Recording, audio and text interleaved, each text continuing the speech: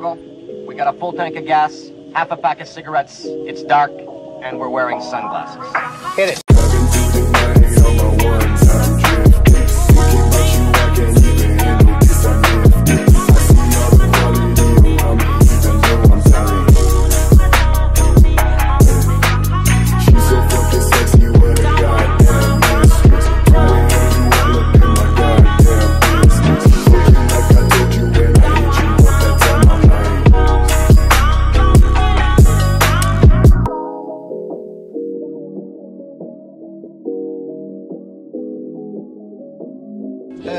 What kind of music do you usually have here?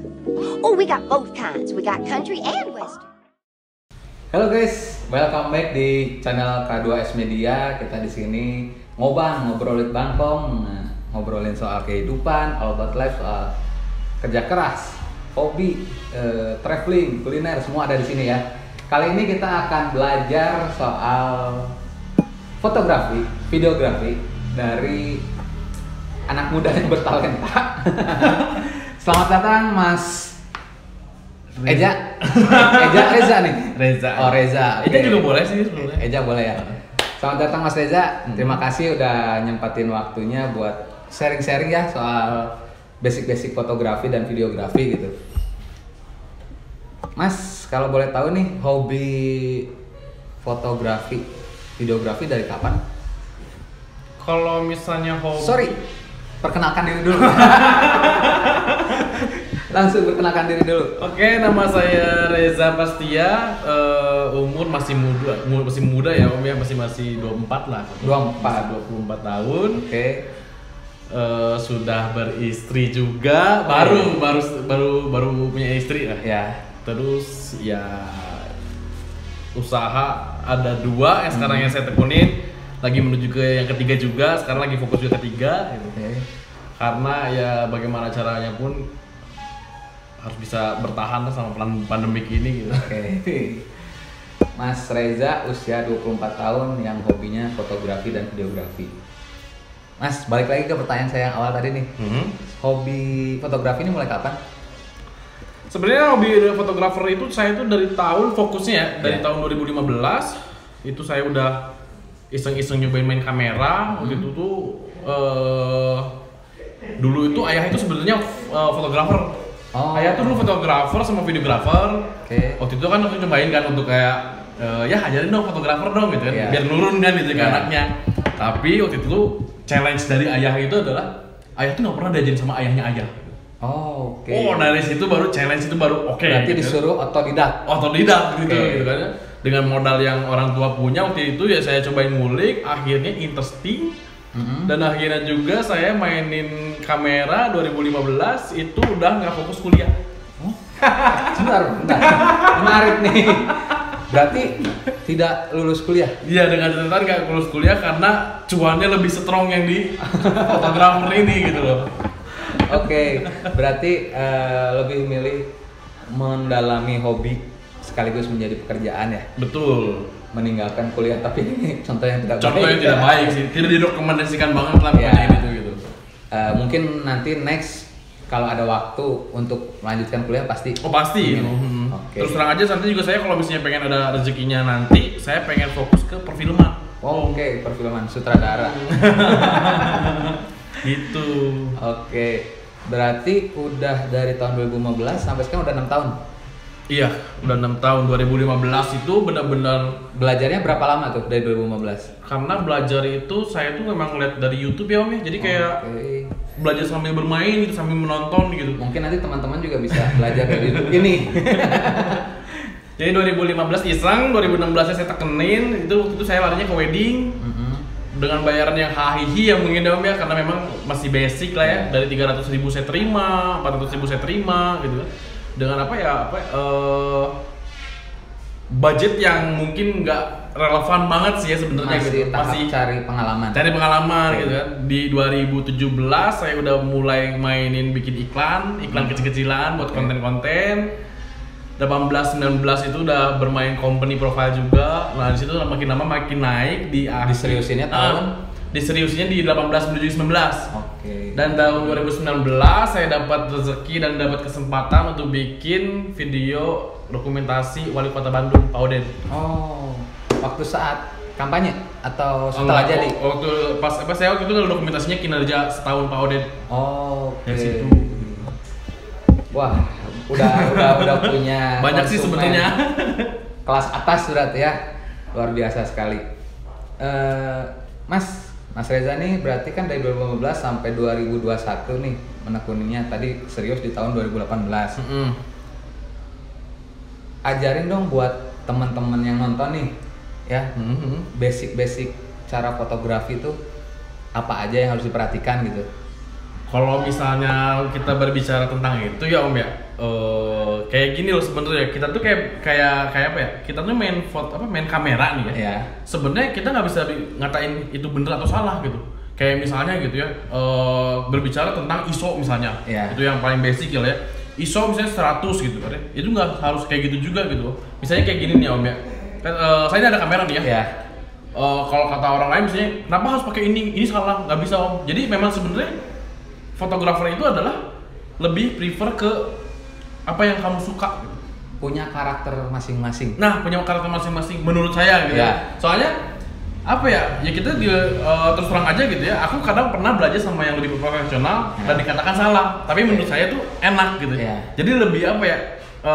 Fotografer tuh lebih ke seenaknya kamu aja lah, yang penting itu jadi karya gitu. Bagaimana caranya pun juga gitu sih Om gitu. Jadi semua fotografer tuh punya karakter gimana dia nyamannya mengambil objek gitu. Objek ya, gitu.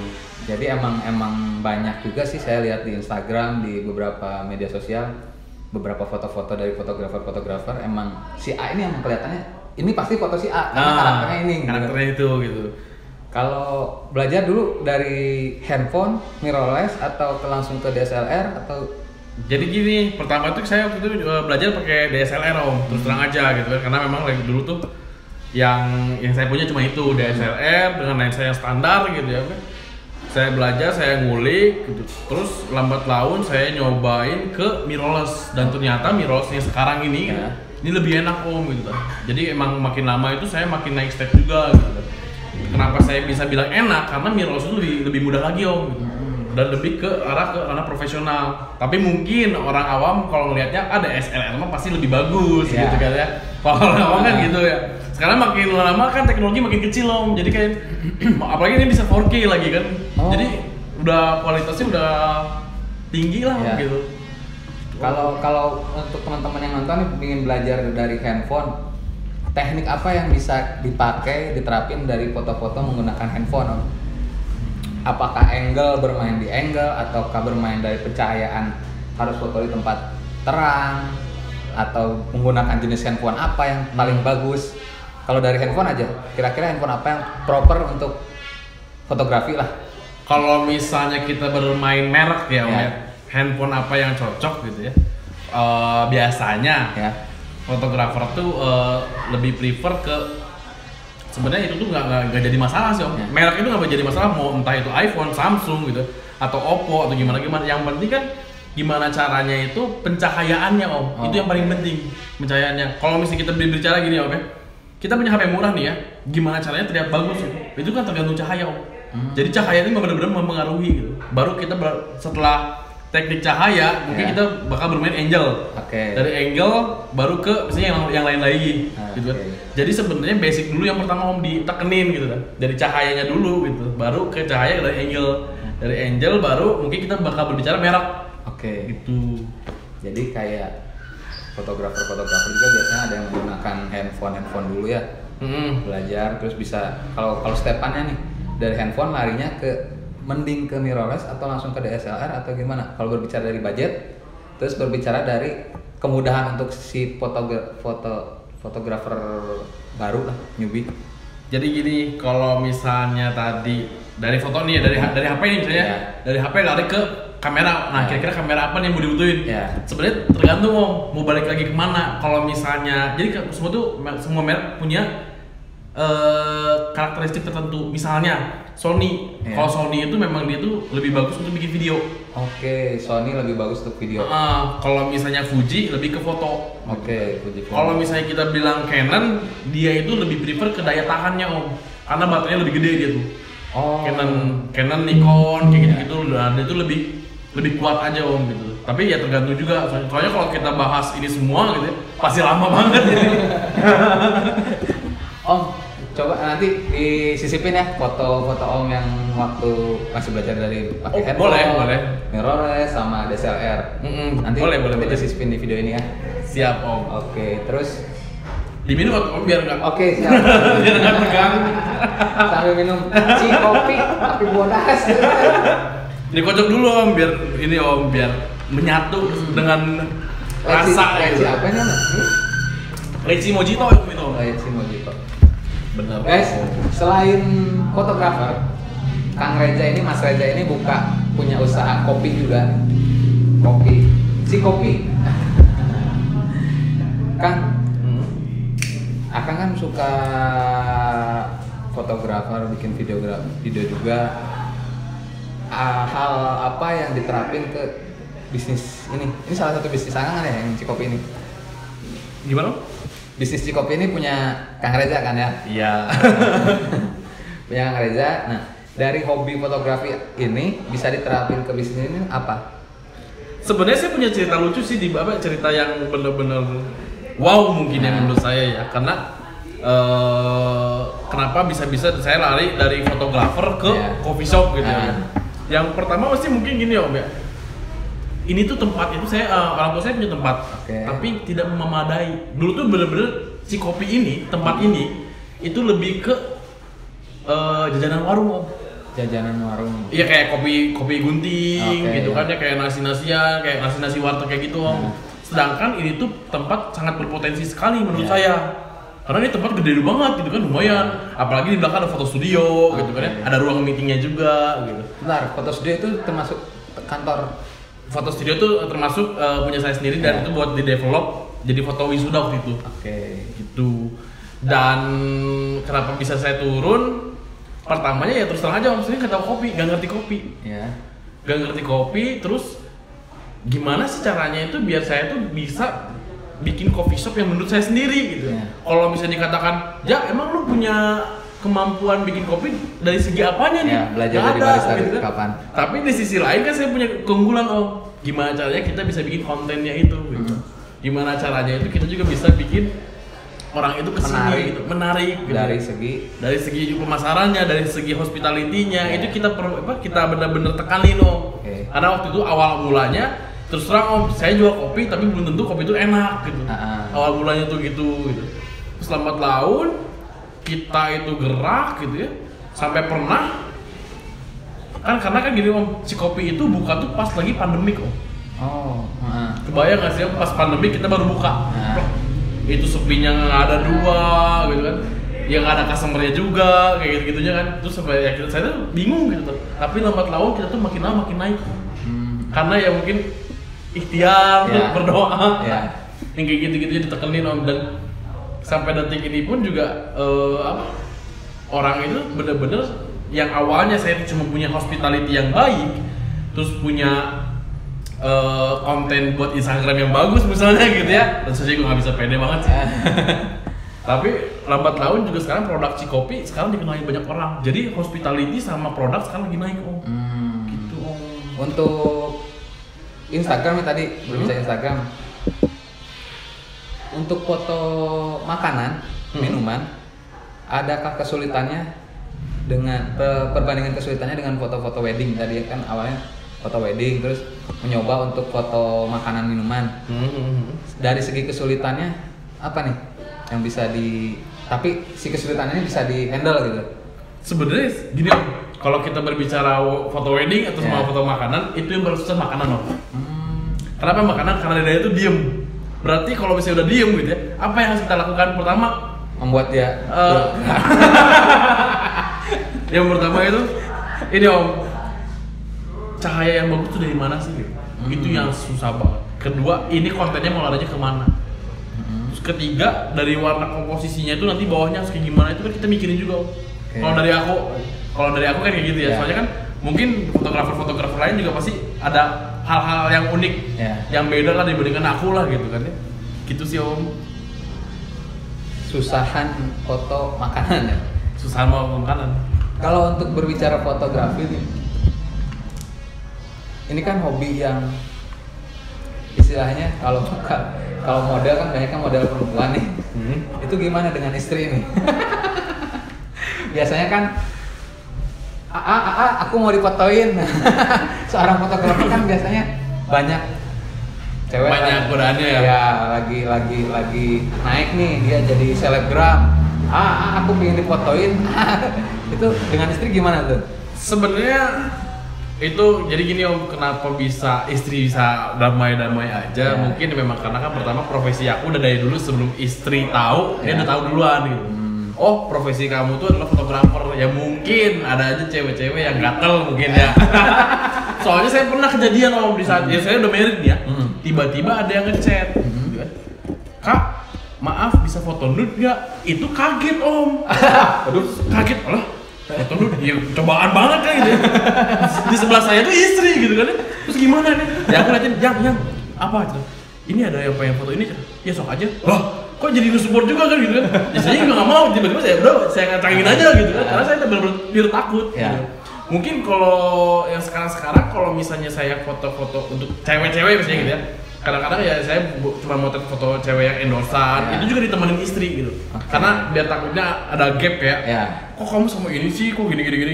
Dan saya tuh sekarang berdua tuh justru pengen bikin manajemen Om. Jadi nanti tuh istri juga hobi foto. Istri tuh beliau suka hobi foto juga, dan dia tuh suka banget ngeliatin apa ya, selebgram gitu. Dia tuh suka ngeliatin gitu kan. Akhirnya buat referensi mungkin. Betul, akhirnya dia tuh punya mimpi untuk kayaknya kita harus bikin manajemen deh. Oke deh kalau gitu deh, karena kan saya kan punya banyak kenalan cewek-cewek ini nih. Kalau misalnya nggak dikenalin nanti jadi suzon atau gimana gitu. Akhirnya aku rekomendasi, yang coba kamu manajemen ini deh, cewek yang ini, dia mau nggak? Nanti sama kamu diurusinnya, biar aku nanti yang terjun ke fotonya. Itu salah satu tips and trick buat teman-teman yang mau jadi seorang fotografer handal dan tidak ada halangan dengan istri. Libatkanlah istri kalian. Libatkanlah istri biar nggak jadi suzon. Oke, balik lagi ke soal belajar memoto. Kang, kalau pegang kamera tuh gimana sih yang benar? Boleh pinjem? Boleh Om.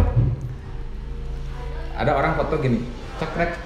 Apakah harus tangan satu atau harus tangan dua? Zaman dulu kan kalau kita lihat fotografer gini, pegang tangan dua, ini gini, putar-putar.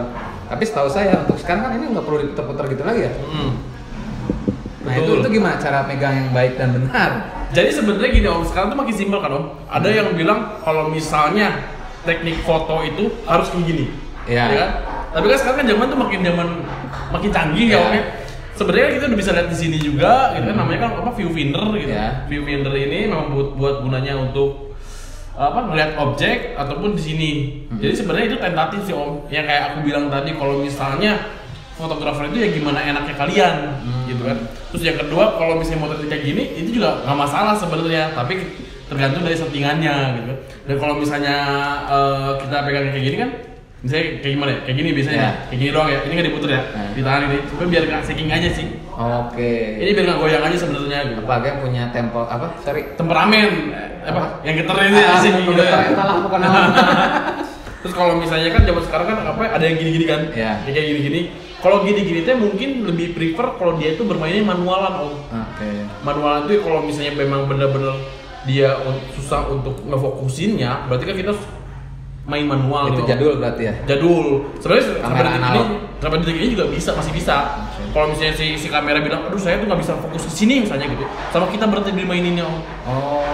Gitu. Jadi memang benar-benar gunanya ini tuh memang buat ngefokusin si objek tersebut Om. Wah panjang banget Om kalau misalnya belajar fotografer. Kang, pegangan Kang Reza nih, kamera apa sekarang? Sekarang sampai detik ini saya mungkin masih ngegunain Sony A63. Kalau untuk yang basic, saran dari Mas Reza nih apa? Beli yang murah-murah dulu lah, biar teman-teman, gue punya hobi fotografer tapi gue budget baru punya uang sedikit gitu. Saran yang baik beli kamera apa? kalau menurut saran pasti kita balik lagi lari ke budgetnya berapa. Sebenarnya gini kan, itu simpel sih Om. Kalau misalnya gini ya, range 10 juta aja, di bawah 10 juta. Kalau di bawah 10 juta mendingan A65 Om. Oh, A65. Kenapa A65? Dia punya stabilizer. Jadi yang tadi Om yang dia tuh kalau misalnya A65 punya stabilizer, gini juga udah akan goyang. Oh, gitu. Kalau misalnya di PL makin mantap lagi gitu. Dia punya stabilizer doang sih Om gitu. Jadi kalau untuk teman-teman yang mau main fotografi ya, untuk fotografi yang awal dengan budget 10 juta bisa beli A65 gitu. A65, A63 gitu. Banyak Om sekarang. Kalau budget 5 juta nih, budget 5 juta kita lari ke DSLR Om, carinya Canon. Oh. Kenapa Canon? Karena Canon itu banyak banget ngejualnya. Misalnya yang second pun masih worthy. Canon berapa misalnya gitu ya. Kalau saya sih sarannya ke Canon 600D. Kenapa 600D? Biar bisa punya kembalian untuk beli lensa-lensa Om. Oh, oke.